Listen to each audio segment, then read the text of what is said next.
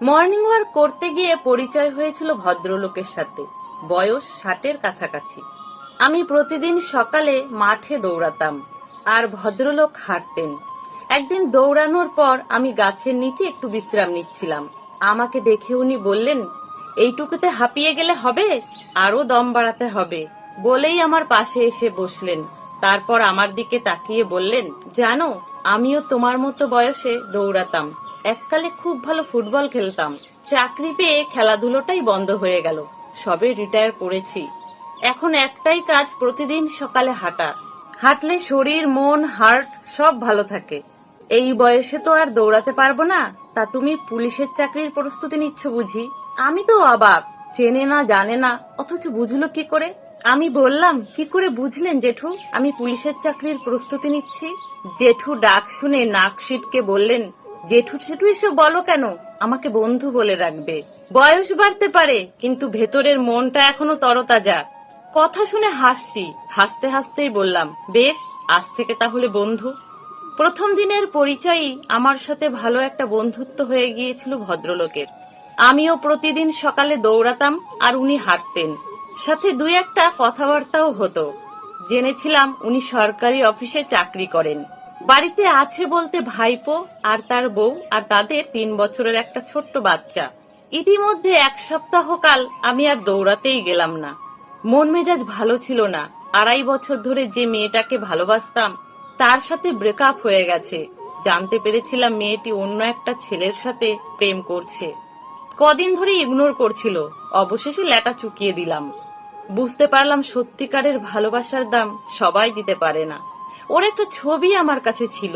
রাগে সেটাও পুড়িয়ে দিলাম। ওর দেওয়া একটা ঘড়ি ছিল, সেটাও আছাড় মেরে ভাঙলাম।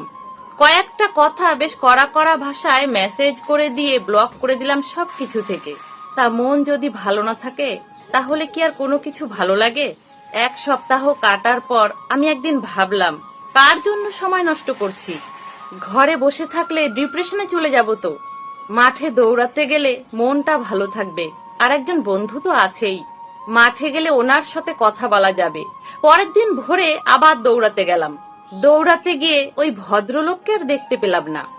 দেখতে না পেয়ে মনটা খারাপ হয়ে গেল। ভাবলাম, দূর, আর দৌড়াবো না। সময় খারাপ থাকলে কেউ আর পাশে থাকে না। গাছতলায় বসে ভাবছি সেসব কথা।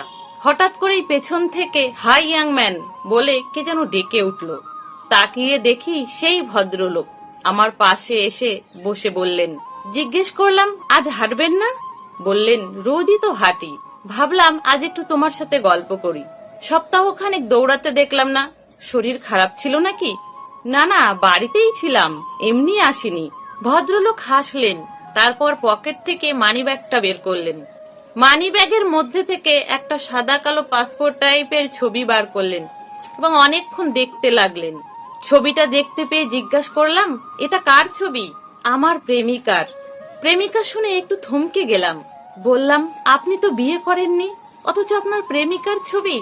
উনি এখন কোথায়? ভদ্রলোক হেসে বললেন, এখন সে তার সংসারে স্বামী আর 2 সন্তানকে নিয়ে ভালোই আছে। বড় ছেলে ডাক্তার হয়েছে, ছোট ছেলে বিদেশে রয়েছে। আমার সাথে বিয়ে হয়নি, আমি তখন চাকরি পাইনি।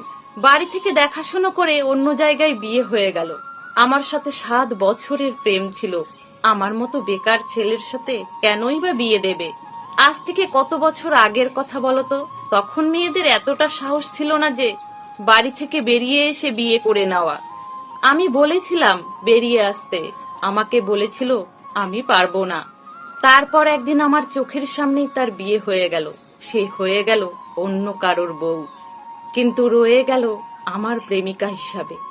কথাগুলো শুনে আমি অন্যমনস্ক হয়ে ভাবছি আর নিজেকে মেলাচ্ছি। তারপর উনি আমাকে বললেন, বুঝলে বন্ধু, আমিও তোমার বয়সটা পেরিয়ে এসেছি। জীবনে কত ঘটনাই ঘটবে। যখন কোনো সিদ্ধান্ত নেবে, সেটা ভালোবেসে নেবে, রাগ করে নয়। আমার যে প্রেমিকা ছিল, তার সাথে কত ভালো মুহূর্ত কাটিয়েছি।